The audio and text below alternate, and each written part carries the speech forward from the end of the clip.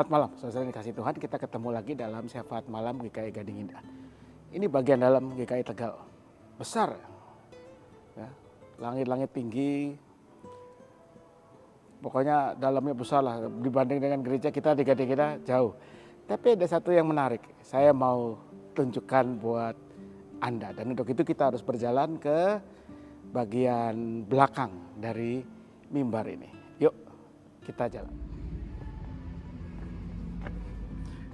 Ini adalah konsistori, tempat di mana persiapan ibadah dilakukan. Dan di ruang ini ada satu jalan belakang. Jadi gedung GKI Tegal ini bagian dalamnya sudah mengalami renovasi. Mimbar itu didorong lebih ke belakang sehingga ada lorong yang akan kita lewati ini. Ya. Dan menariknya, ayo kita jalan. Ini lorongnya sempit kan saudara? Tapi akan lebih sempit lagi kalau Anda melihat lorong atau celah ini yang harus dilewati kalau seorang pendeta atau penatua hendak keluar dari pintu sisi lain mimbar itu. Saya akan tunjukkan buat Anda semua betapa sempitnya lorong ini. Nah, sekarang saya akan mencoba melewati lorong sempit ini. Anda boleh lihat. Lihat saudara. Hampir jaraknya dengan perut saya tidak sampai selebar tangan saya. 3 jari dari perut saya. Ya salah saya sih, perutnya gedut ya. Tapi ini kalau saya tahu beberapa rekan pendeta yang tidak akan bisa melewati celah ini, mau melintang seperti saya atau dia melebar, lebih tidak akan lewat lagi. Itu dia tadi, celah sempit di belakang ini. Ini mengingatkan saya pada satu ucapan Tuhan Yesus yang agak susah dimengerti. Ketika Tuhan Yesus mengatakan lebih mudah unta melewati lubang jarum daripada orang kaya masuk ke kerajaan surga.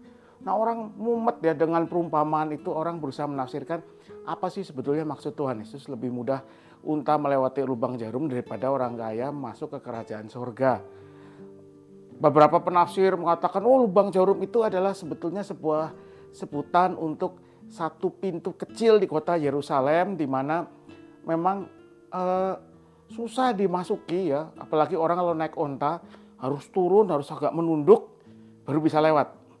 Tapi beberapa sumber yang saya baca mengatakan ya itu hanya apa namanya ya, kalau kita sebut sekarang utak-atik gatuk ya, hanya berusaha mencari pembenaran dengan mengkait-kaitkan, karena sebetulnya katanya lubang jarum, pintu yang diberi julukan lubang jarum itu tidak ada ya. Ataupun kalau ada ya tidak disebut dengan istilah lubang jarum, itu hanya ungkapan yang digunakan kemudian untuk mencoba menafsirkan ungkapan Yesus ini. Barangkali yang lebih benar adalah bahwa Yesus memang sungguh-sungguh mau mengatakan lewat ungkapan itu ya, kalau unta lewat lubang jarum aja hal yang mustahil, orang kaya masuk ke kerajaan surga itu kalau kata pelawak Sri Mulat Asmuni hil yang mustahil, double kemustahilannya. Apakah memang sesusah itukah orang kaya masuk ke kerajaan surga? Apakah memang sesusah itukah orang kaya diterima di kerajaan surga ya? Ini mungkin membuat Anda yang merasa kaya jadi tarketir ya, atau kita jadi apakah Yesus itu kayak orang-orang ekstremis yang membenci orang kaya? Enggak, saudara. Sebenarnya mau dikatakan dengan Yesus begini, ada 2 hal yang harus kita mengerti. Yang pertama, ketika Yesus bicara tentang kerajaan surga, dia bukan bicara tentang apa yang kita biasa bayangkan tentang surga ya, di seberang sana yang kalau kita sudah mati kita akan masuki gitu. Ketika Yesus bicara tentang kerajaan surga, Basileia Theo, kerajaan Allah, kerajaan surga, Yesus mau bicara tentang satu kondisi di mana manusia sungguh merasakan kebaikan, kasih karunia, anugerah Allah, semua kehendak Allah yang baik terjadi. Dan karena itu buat Yesus, kerajaan surga itu bukan urusan nanti, tapi sudah dimulai sejak ia datang. Apapun yang Yesus lakukan, ketika ia menyembuhkan orang sakit, memberi makan orang lapar, dia mengajar, dia membela orang yang terpinggirkan, Yesus sedang mau menunjukkan tanda-tanda kehadiran kerajaan sorga itu. Seperti itulah kalau kerajaan sorga ada. Yang lapar dikenyangkan, yang tersisihkan dirangkul, yang terluka disembuhkan, dan seterusnya. Dan dalam situasi itulah, menurut Yesus, orang yang kaya itu susah, amat sukar. Kenapa? Karena kerajaan surga mensyaratkan kita itu sungguh tunduk kepada Tuhan dan tidak terikat pada apapun yang sifatnya mortal, temporer yang ada di dunia ini.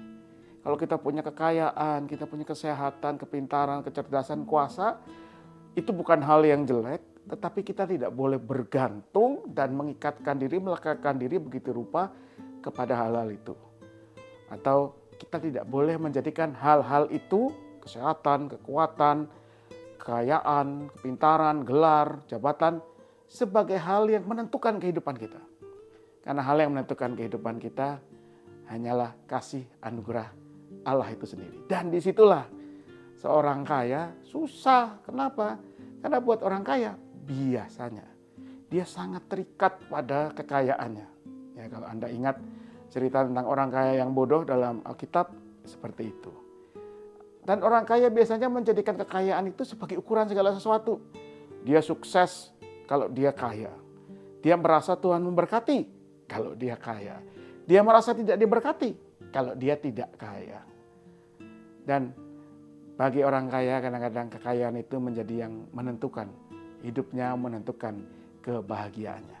Sedangkan kerajaan Allah mengajak kita untuk sungguh bersandar berserah kepada Tuhan, tidak terikat pada hal-hal yang temporer, yang tidak melekat pada hal-hal yang sementara itu, karena kita hanya melekat pada Tuhan, pada kasih anugerahnya.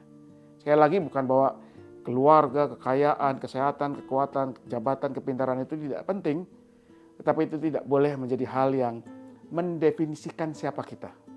Karena bagi kita yang meyakini akan kasih anugerah Allah yang sudah menghadirkan kerajaan surga, yang mendefinisikan kita adalah anugerah Tuhan yang memberikan kehidupan baru dan bukan yang lain. Karena itulah kata Tuhan Yesus, orang kaya susah melewati, lebih mudah unta melewati lubang jarum daripada orang kaya masuk kerajaan surga. Tapi kalau pendeta gendut melewati pintu, masih bisa saudara, biarpun tadi ya 3 jari, masih bisa. Selamat malam, Tuhan memberkati selalu. Mari kita berdoa. Kami bersyukur ya Tuhan untuk segala anugerah-Mu, sehingga kami boleh menjalani kehidupan ini, bahwa Engkau selalu hadir, menguatkan kami di tengah segala suka dan duka. Karena itu ajar kami untuk hanya bersandar padamu. Ajar kami untuk menjadikan Engkau dan anugerah-Mu sebagai hal yang mendefinisikan siapa kami, agar kami tidak menjadikan entah kekayaan, entah kepintaran, gelar, jabatan, kekuasaan sebagai hal-hal yang menentukan siapakah diri kami ini. Tapi agar kami boleh sungguh menghayati kami ada karena kasih dan anugerah-Mu. Kiranya pemahaman itu yang kemudian membuat kami mau menjadi orang-orang yang lebih berserah kepada Tuhan, lebih bersandar kepada Tuhan, dan yang menghayati semua yang kami miliki adalah anugerah Tuhan untuk menyatakan kemuliaan Tuhan. Kami mau berdoa untuk kehidupan kami, berkatilah keluarga kami, berkatilah pekerjaan kami, berkatilah studi kami atau studi anak-anak atau cucu kami. Biar dalam semuanya kami sungguh merasakan semua itu ada hanya karena kasih dan anugerah Tuhan. Demikian juga untuk kondisi-kondisi kesehatan kami. Biar kami percaya apapun yang kami alami, bagaimanapun kondisi kami, semua tak lepas dari kasih dan anugerah-Mu. Biar kami boleh tetap bersyukur, bersuka cita apapun yang terjadi, tetapi juga dengan penuh kesabaran, ketekunan, kami mengupayakan apa yang terbaik. Biarlah itu juga kami hayati dalam hidup kami sebagai gereja, sebagai bangsa dan negara Indonesia.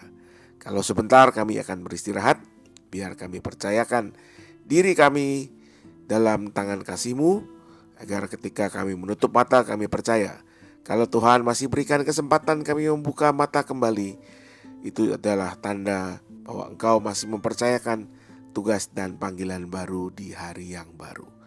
Hanya dalam nama Tuhan Yesus Kristus kami mohonkan doa ini. Amin.